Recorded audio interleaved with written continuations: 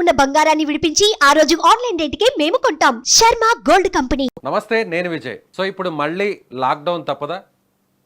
చైనాలో విజృంభిస్తున్నటువంటి HMPV virus ఇప్పుడు India కూడా వచ్చే ప్రమాదం ఉందా? వస్తే ఎలాంటి విధ్వంసం జరిగే అవకాశం ఉంది? అసలు దీని గురించి మనం భయపడాల్సిన పరిస్థితి ఉంటుందా లేదా? దీని గురించి లైవ్ కాల్లో మనతో పాటు మాట్లాడడానికి ప్రముఖ శ్వాసకోశ వైద్య నిపుణులు విష్ణురావు గారు ఉన్నారు. సార్ నమస్తే. నమస్కారం అండి.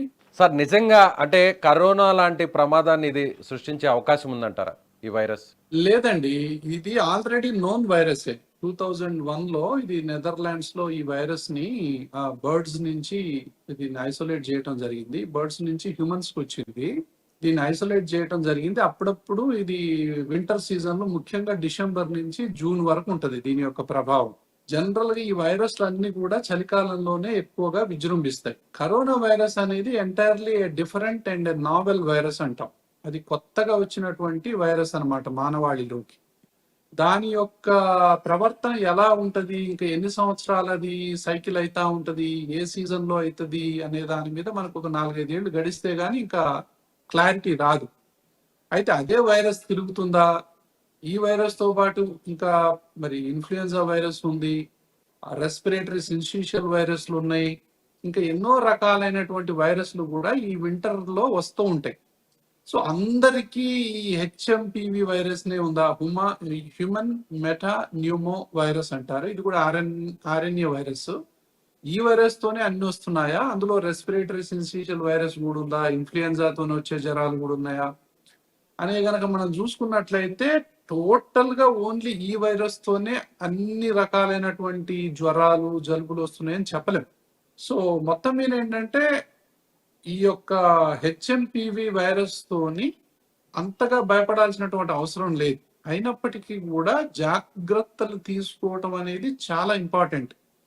అలార్మింగ్ సిచ్యువేషన్ ఏం కాదు, కానీ డెఫినెట్ గా అలర్ట్ గా ఉండాల్సినటువంటి సిచ్యువేషన్. అంటే ఏంటి? మళ్ళీ కోవిడ్ అప్రోప్రియేట్ బిహేవియర్ మన అందరికీ తెలుసు. సేమ్ కోవిడ్ లక్షణాలే ఉంటాయి ఇందులో కూడా.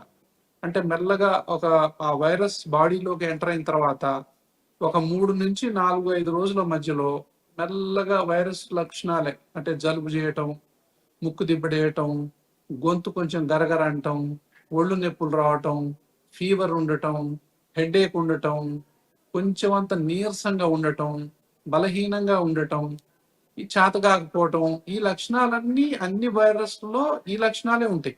సో దీంట్లో కూడా ఆ లక్షణాలే ఉంటాయి.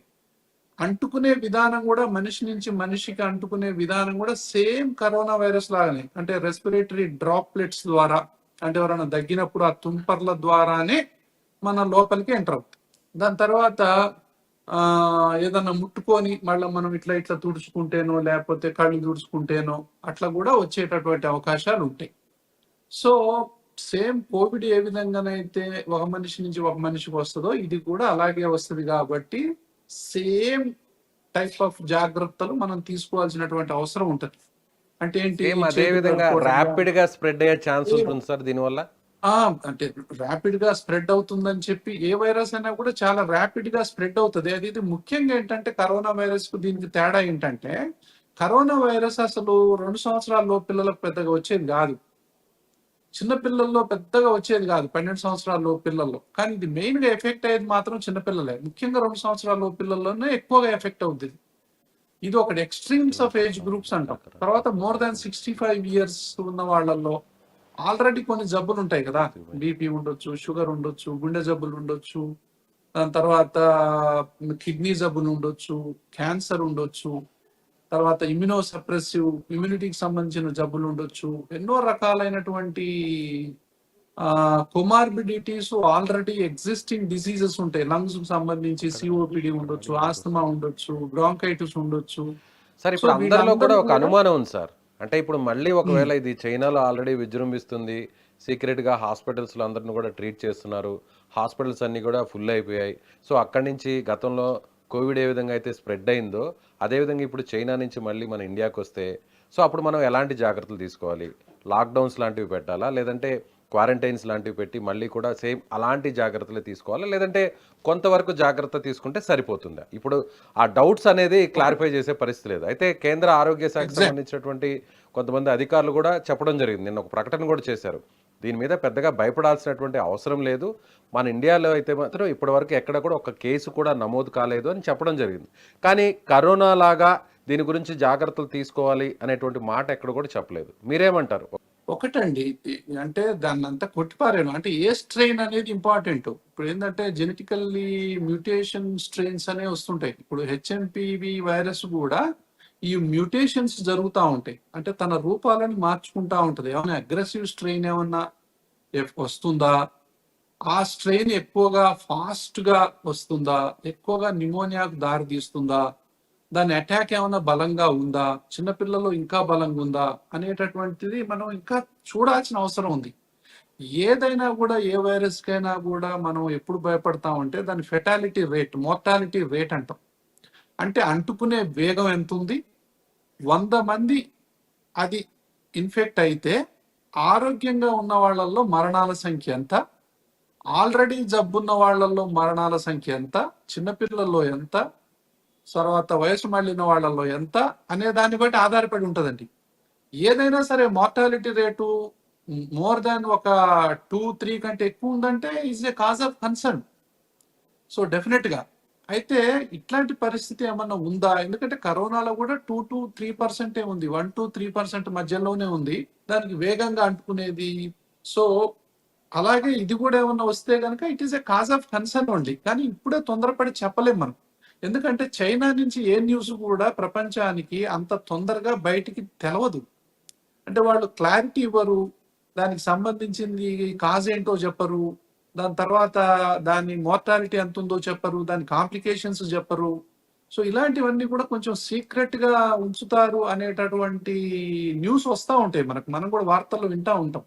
ఎందుకంటే ఇప్పటి వరకు కూడా కరోనాకు సంబంధించినటువంటి పూర్తి డీటెయిల్స్ ఇంకా ప్రపంచానికి తెలియదు చైనాకు సంబంధించి అంటా ఉంటారు. సో ఇది ఎంతవరకు అనేది మనకు తెలియదు.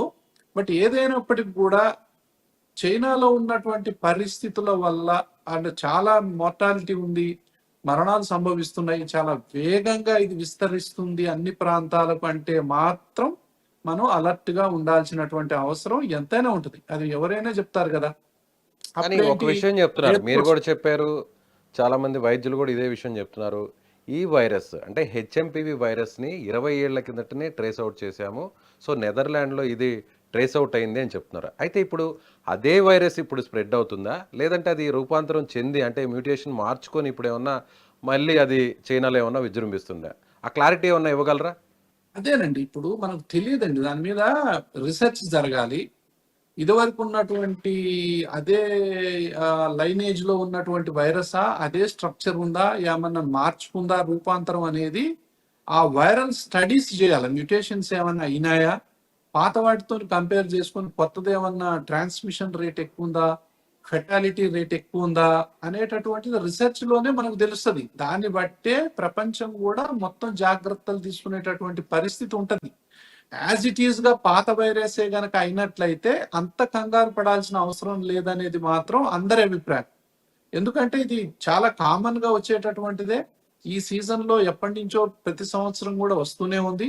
కానీ ఈ సంవత్సరమే ఇది ఎంత పెద్ద న్యూస్ ఎందుకు అయింది, ఇదేమన్నా మ్యూటేషన్ చెందిందా, ఏమన్నా వేగంగా విస్తరిస్తుందా అనేటటువంటి అనుమానాలు అయితే ఉన్నాయి. అంటే కొన్ని ఛానల్స్ ద్వారా కానీ న్యూస్ ద్వారా మనకు తెలిసింది ఏంటంటే చిన్నపిల్లల లంగ్స్ వైట్ అయిపోతున్నాయని, అంటే న్యూమోనియా వస్తుంది అని చెప్పి. అంటే అట్లాంటి పిక్చర్ నిజంగా ఉందా? ఎందుకంటే లెస్ దాన్ 5 years పిల్లల్ని సివియర్ గా ఎఫెక్ట్ చేస్తుంది.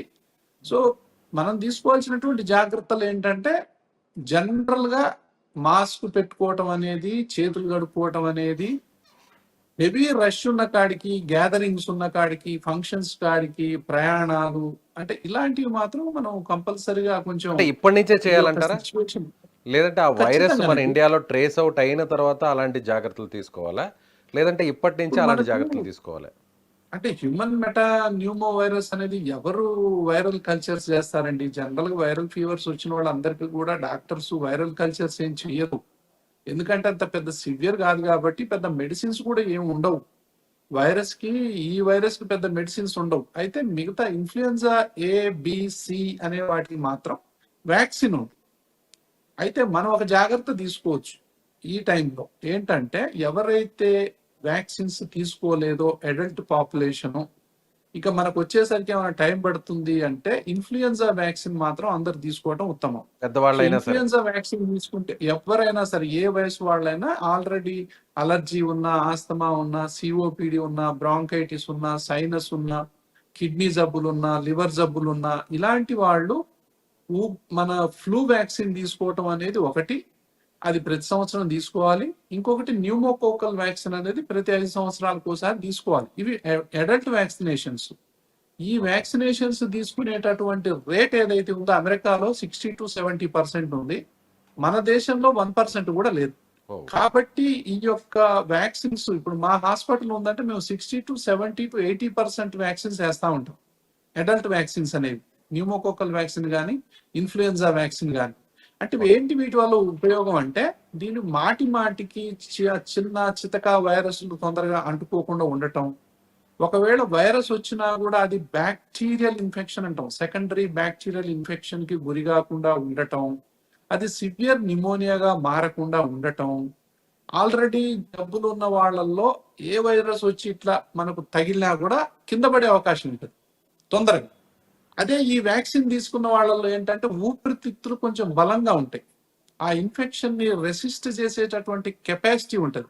ఆ నిమోనియాని, సెకండరీ బ్యాక్టీరియల్ నిమోనియా రాకుండా ఈ యొక్క వ్యాక్సిన్స్ అనేవి మనకు గోడ కట్టినట్టుగా, అంటే ఇంటి చుట్టూ ప్రహరీ కట్టినట్టుగా పనిచేస్తాయి. Right sir. సో ఖచ్చితంగా వ్యాక్సిన్స్ అనేవి తీసుకోవాలి, అన్ని జాగ్రత్తలు పాటించాలి, అవగాహన అనేది కలిగి ఉండాలి. ఇట్ ఈస్ అలర్ట్ సిచ్యువేషన్, కంపల్సరిగా అలార్మింగ్ సిచ్యువేషన్ కాదా అనేది కాలమే నిర్ణయిస్తుంది. Right sir. కాబట్టి ఈ లోపల మనం తీసుకునేటటువంటి జాగ్రత్తలు మనందరం తీసుకోవాలి. Right sir, thank you sir, thank you so much. ఇది డాక్టర్ విష్ణురావు గారు చెప్తున్నట్టుగా ఖచ్చితంగా ఇప్పుడు ప్రస్తుతం వైరస్ ఏ స్టేజ్లో ఉందనేది ఇప్పటికిప్పుడు చెప్పలేము. ఒకవేళ కొన్ని అధ్యయనాలు చేసిన తర్వాతే దానికి సంబంధించినటువంటి పూర్తి డీటెయిల్స్ మీద మాట్లాడగలం. అయితే దీనికి సంబంధించి కూడా చిన్న వయసు నుంచి పెద్దవారు కూడా ఫ్లూకి సంబంధించినటువంటి వ్యాక్సిన్ ఇమీడియట్గా వేసుకోవడం చాలా మంచిదని ఆయన సూచిస్తున్నారు. Thank you so much.